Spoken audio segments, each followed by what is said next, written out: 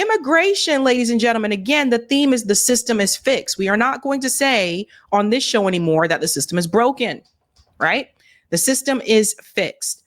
It has just been announced that the Supreme Court has decided to back Donald Trump's demand to end protective status for the Venezuelan migrants. This is causing a stir among some because they're asking, well, isn't this the same Supreme Court that said that Abrego, the Maryland guy who was sent to the El Salvadorian prison, weren't they the same ones that said he has to be able to come back and face due process? And then others are saying, well, what the Supreme Court is doing right now is considered due process. Let's go ahead and get into this clip here. This could really change some things, ladies and gentlemen. SCOTUS allows the White House to end protections for, this is going to be 350,000 Venezuelan migrants. Listen to this. The Supreme Court allowing the White House to remove temporary protected status that was granted in 2023 for some 350,000 people from Venezuela living here in the U.S.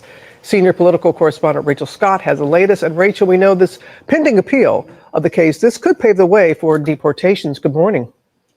Good morning, Robin. It could. And this decision by the Supreme Court will impact many migrants who were allowed to live and work in the United States for humanitarian reasons. The Supreme Court ruling that the Trump administration can cancel temporary protections for up to 350,000 Venezuelans. This is a policy that was put in place by former President Joe Biden, citing the political instability in the country. The Trump administration calling it exploitation. In an emergency request, they asked the Supreme Court to weigh in. The decision was swift but not extensive. The justices did not explain their ruling. Immigration advocates warn this will send migrants back to dangerous living conditions, but the Trump administration is calling this a win. And they have also asked the Supreme Court to end similar humanitarian protections for thousands of immigrants from Cuba to Haiti. That could set the stage for possible large-scale deportations, Robin. It could do that. Okay, Rachel. And the president is heading to Capitol Hill today to rally his party around his new spending bill. What more can you tell us about that?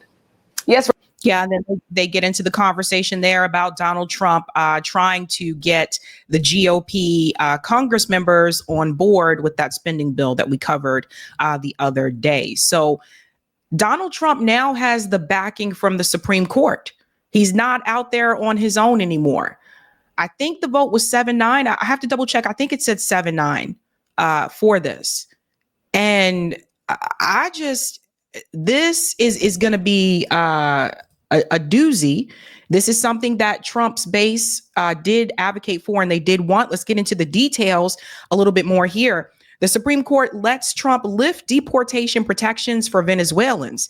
Now, a federal judge had blocked the administration's plan to remove the temporary protected status of more than 300,000 immigrants. Check it out, ladies and gentlemen.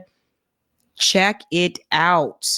SCOTUS on Monday let the Trump administration, for now, remove protections from nearly 350,000 Venezuelan immigrants who had been allowed to remain in the U.S. without risk of deportation under a program known as temporary protected status. The court's brief order was unsigned and gave no reasons, which is typical when justices rule on emergency applications. Now, in this one here, they said no vote count was listed, but I thought I saw somewhere else it was 7-9. It says that Justice Ketanji Brown Jackson noticed that she would have denied the administration's request. Justices announced they would allow the Trump administration to end the protections pending appeal of the case, potentially allowing the administration to move ahead with deportations. The justices also appeared to suggest that some of the Venezuelans who had been able to receive documentation of their legal status before the Trump administration terminated the program could sue to challenge their deportations. So that part right there is important. If they were already able to get documentation of that status, they could sue. In a separate case, the justices on Friday criticized the Trump administration for seeking to provide only a day's warning to a different group of Venezuelan immigrants in Texas it had been trying to deport under expansive powers of the Alien Enemies Act, an 18th century wartime law. The Trump administration had accused that group of migrants being members of a violent gang, Tren de Aragua. Monday's orders affects a much broader swath of Venezuelans currently living in the U.S., legally under the terms of a Biden era program. So let me just say something right here. And I know people have different opinions about this, but I will say this. I am gravely concerned that we have entered into an era where administrations will overturn what previous administrations have done. And it seems to be this back and forth thing. And you basically put people in this country in limbo, because 1 minute it's like you're protected, the next minute you're not protected. Or 1 minute it's this is the law for said group. The next thing you know, that law is gone. And it puts people in a difficult situation here. Now, here's something I do want to say. This is why, and I said this before. Remember when Obama said we got to protect the dreamers, and he put in that protective status for the dreamers? There wasn't a next step. And we talked about this over a year ago. I said, well, what was that next step after Obama said we got to protect the dreamers? By next step, I mean, what was their pathway after that towards citizenship? And from what I understand from talking to people, there was no pathway after that towards citizenship. And what we've seen, particularly in the United States and this country, is that immigration has been a problem as long as I've been alive. Every candidate that runs for president say, yes, immigration is an issue, we need to fix it, but they don't really fix it. So it's almost as if, and they probably thought at that time that no one was going to come in and overturn it, but still, you should have provided a pathway for them to get citizenship. That wasn't there. There's a lot of things that need to change with our immigration system and the process that we have in this country. So when I say the system is fixed, it's been this way as long as I can remember. There are people who come from other countries or certain countries into the US, and they can get citizenship very quickly. And then there are people that come from other countries, and I've talked to people that said it took them 10 years. How does it take 10 years to become a citizen? Why is that process so long? Why is it so lengthy? To me, this doesn't make any sense. So this particular issue, regardless who the president has been, the pathway to citizenship in this country should have been a more speedy, effective, efficient process, and it's not. And that's how you end up with some of the situations that we have right now, right? So then we go back to the foreign policy of it all. This is specifically directed towards the Venezuelan migrants. And one of the things that I learned from talking to Anya Parampil, who was in Venezuela, and she wrote a whole book about this, the corporate coup, Venezuela, right? You have to know that some of the people who came here from Venezuela aren't even from Venezuela. What Anya explained to me is that some of the people who were in Venezuela migrated from other South American countries to Venezuela first. So they didn't choose to come to the US first. They chose to go to another country on their continent first. And then the people who are coming from Venezuela, don't forget, if you read Anya Parampil's book about the corporate coup, don't forget about the coup that the US government implemented in Venezuela.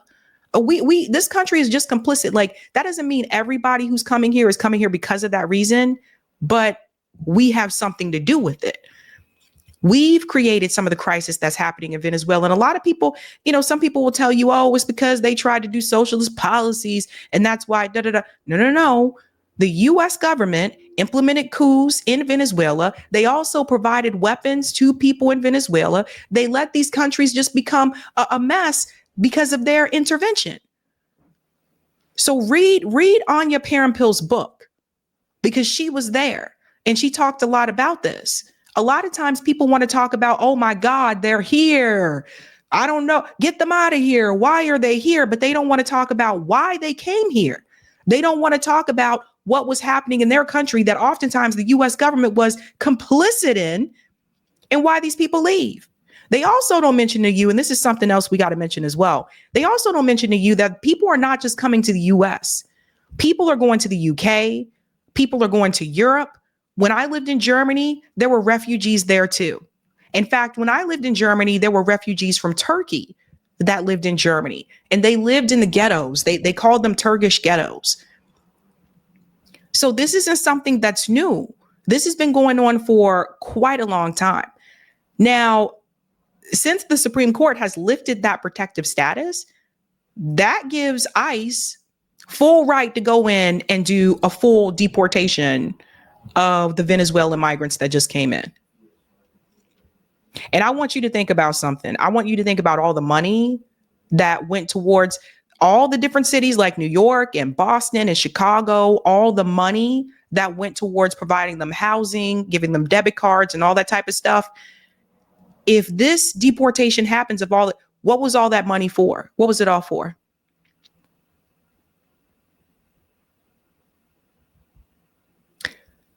It's just wasted. That was wasted money, wasted resources. And that path to citizenship is incredibly important. And people don't want to talk about it, but it's a problem in this country. It goes on to say here, the court has been inundated with applications arising from President Trump's blitz of executive orders, many of them seeking to pause or limit trial court rulings, blocking the administration's aggressive agenda, notably on immigration. Island, a lawyer representing the immigrants challenging the Trump administration, called the court's decision truly shocking, especially that it was announced in a 2-paragraph order with no reasoning. This is the largest single action stripping any group of non-citizens of immigration status in modern U.S. history. Mr. Allen says the humanitarian and economic impact of the court's decision will be felt immediately and will reverberate for generations. Tricia McLaughlin says a spokeswoman for the Department of Homeland Security called the decision a win for the American people and the safety of our communities. And this is the other bad part about it, right? Is like everybody who came here is not committing crime. And it gives people this impression that all of the people, all the migrants who came here are criminals, and everyone is not. The Biden administration exploited parole programs to let poorly vetted migrants into the country, from MS-13 gang members to known terrorists and murderers. See, again, they using this to paint a broad group of people. The Trump administration is reinstituting integrity into our immigration system to keep our homeland and its people safe. But meanwhile, at the same time, they just let refugees come from South Africa. The Afrikaners who came from South Africa, who fled South Africa, and people say, oh, they left because of the violence. The people who came from Venezuela left because of violence. Oh, but that's not okay. See, this is the gotcha, okay? Because if you can applaud the white South Africans coming here and you say, well, they left, they were fleeing violence, but you have a problem with people from other countries coming here because they were fleeing violence, that's the gotcha. Immigration, big problem in this country.